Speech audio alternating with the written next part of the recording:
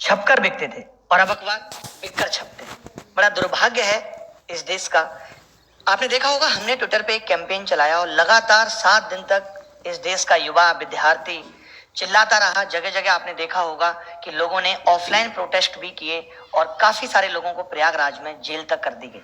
मतलब कि आज अगर आप अपना हक मांग रहे हो तो आपको जेल में डाल दिया जा रहा है। आपको याद होगा, अटल बिहारी वाजपेयी जी ने एक बात कही थी कि जहां विरोध और विरोधियों को गद्दार मानने का भाव है, वहां लोकतंत्र समाप्त होता है और तानाशाही का उदय होता है। ये मैं नहीं, ये माननीय अटल बिहारी वाजपेयी जी का कहना है। लेकिन इसके बाद भी मैं आपको बता दूं कि हम हिम्मत नहीं हारने वाले।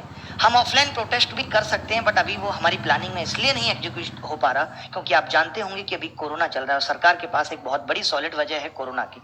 अभी सरकार ने 5 राज्यों से आने वाले लोगों पर भी कोविड रिपोर्ट का जिम्मेदारी दे दी कि बिना कोविड रिपोर्ट के आप दिल्ली में प्रवेश नहीं कर सकते। कि अगर ये बात हम लगातार 2 या 3 महीनों तक उठाते हैं और लगातार हम ऑनलाइन कैंपेनिंग करते हैं, उसके बाद भी सरकार अगर जवाब नहीं देती है तो हम ऑफलाइन प्रोटेस्ट भी करेंगे। लेकिन आपको ये नहीं सोचना है कि हम हार गए। जैसे महात्मा गांधी जी ने कहा था ना कि पहले वो आप पर ध्यान नहीं देंगे, फिर वो आप पर हंसेंगे, फिर वो आपसे लड़ेंगे और तब आप जीत जाएंगे।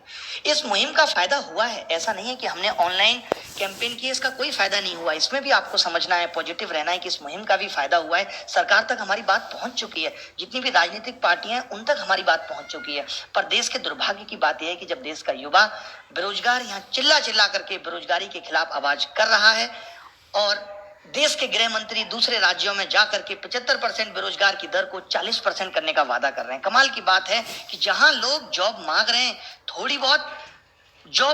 थोड़ी बहुत वैकेंसी बढ़ाने के लिए प्रेशर बना रहे हैं, वहां हमारे देश के गृह मंत्री साहब 75% से 40% की बेरोजगारी दर को कम करने पे लगे हुए हैं। आपने देखा होगा कि मोदी जी ने भी कल मन की बात में कितना सुंदर कहा, कितनी सुंदर बात उन्होंने कही कि मेरी एक कमी ये रही है कि मैं दुनिया की सबसे प्राचीन भाषा तमिल सीखने के लिए बहुत प्रयास नहीं कर पाया।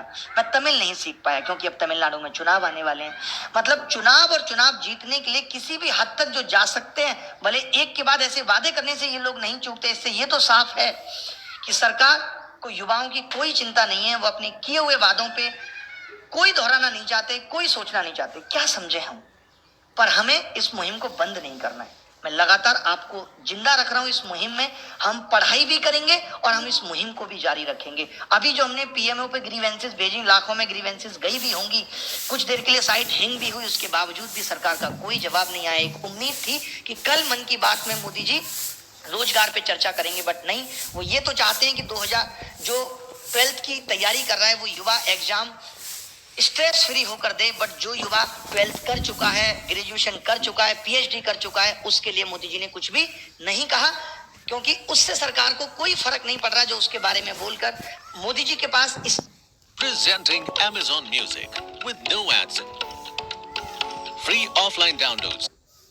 चीजों के लिए वक्त है कि वो नीतीश सरकार को कांग्रेचुलेशन कर सकते हैं कि उन्होंने बिहार में इतना काम किया, बट वो रोजगार पे बेरोजगारों के लिए, युवाओं के लिए एक सिंगल ट्वीट नहीं कर सकते। मेरी अंतरात्मा इस वक्त इतनी दुखी है कि मैं आपको बयान नहीं कर सकता। इतनी ज्यादा हार और निराशा जीवन में कभी नहीं महसूस हुई थी कि हम एक सरकार से नौकरी के लिए परेशानियों को गिनवा गिनवा के ये गुहार कर रहे हैं कि सरकार उस पर 2 शब्द कहे। आज देश का युवा मात्र इतना भूखा है कि मोदी जी एक ट्वीट करके कह दें कि तुम्हारे बारे में भी मैं सोच रहा हूं, उससे ही शायद लाखों लोगों के चेहरे पे मुस्कान आ सकती है। बट इतनी ज्यादा बेकदरी उन युवाओं की, उन पढ़े लिखे लोगों की सोचा नहीं था कभी इस देश के अंदर होगी। इससे ज्यादा और कमाल की बात है कि आज हर राज्य में बच्चा बेरोजगारी की चर्चा कर रहा है, रोजगार मांग रहा है और ऐसे लोगों को जेल भी डाल दिया जा रहा है। लेकिन सरकारें तो, केंद्र सरकार तो, मीडिया वाले दिखा रहे हैं भर भर के रोजगार दे रही है। बंगाल में भर भर के रोजगार दे रहे हैं, 75 लाख रोजगार देने का वादा कर दिया। इसी सबसे तो वोट मिलेगा, यही तो वोट लेने का तरीका है। लेकिन जहां सरकार आ चुकी है वहां किसी को कोई फर्क नहीं पड़ता कि किसी को रोजगार देना है या नहीं देना। गलती सरकार की भी उतनी नहीं है, गलती हम जनता की है कि हम इन बातें, इन बहकावे में बहुत जल्दी आ जाते हैं। लेकिन फिर भी मैं एक ही बात कहूंगा कि हिम्मत नहीं हारनी। आप देख रहे होंगे आज यूपी के सदन में भी विपक्ष पार्टी ने ये मुद्दा उठाया रोजगार का।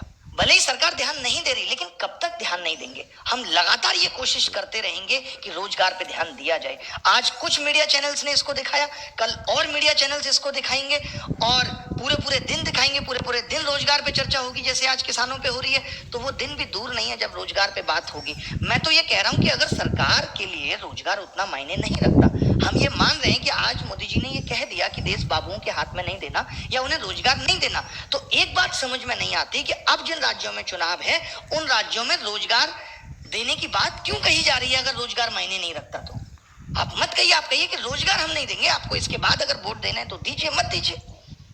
बहुत दुख की बात है। लेकिन इन सब चीजों के बीच में एक बात तो ये कि जो हमने पीएमओ पे ग्रीवेंसेस भेजी थी उन सब का भी जवाब अभी कुछ नहीं आया है। हम परसों यानी कि वेडनेसडे को सुबह 11 बजे फिर एक ट्विटर कैंपेन चला रहे हैं जिसमें हम मांगेंगे मोदी जवाब दो, हमें जवाब चाहिए कि आप जवाब क्यों नहीं दे रहे, कब तक नहीं देंगे। मैं हमेशा कहता हूं ना कि कब तक नहीं देंगे, हम उन सब हदों को पार करेंगे जब तक कि सरकार जवाब नहीं देगी। लेकिन इन सब के बीच में क्या पता कल कोई ऐसा हो कि नोटिफिकेशन आ जाए, वैकेंसी बढ़ जाए, होप फॉर द बेस्ट, तो तैयारी और पढ़ाई भी जारी रहनी चाहिए। तो कल से हम क्लासेस भी